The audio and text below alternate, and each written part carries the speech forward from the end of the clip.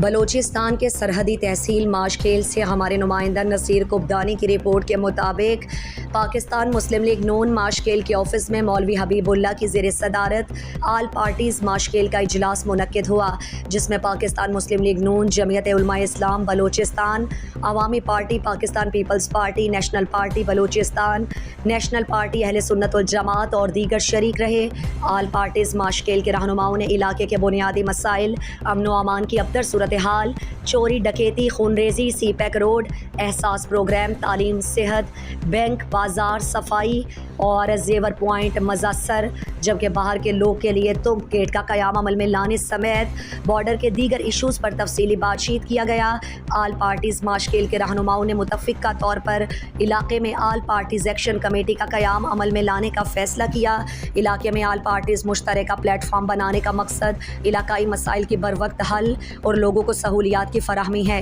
رہنماؤں نے علاقائی مسائل کی بابت اور آل پارٹیز ایکشن کمیٹی کے قیام کے حوالے سے اپنی تجاویز پیش کی اور آل پارٹیز ایکشن کمیٹی ماشکھیل کے لیے متفقہ طور پر مولوی حبیب اللہ کو چیئرمین، امین اللہ حسنی کو وائس چیئرمین، میر جینت خان ریکی کو جنرل سیکریٹری، حسن بسمل کو ڈپٹی جنرل سیکریٹری، حافظ عبدالرحیم کو سالار، میر ظریف بلوچ کو فائنانس سیکریٹری، جبکہ نصیر قبدانی کو پریس سیکریٹری مقرر کیا گیا۔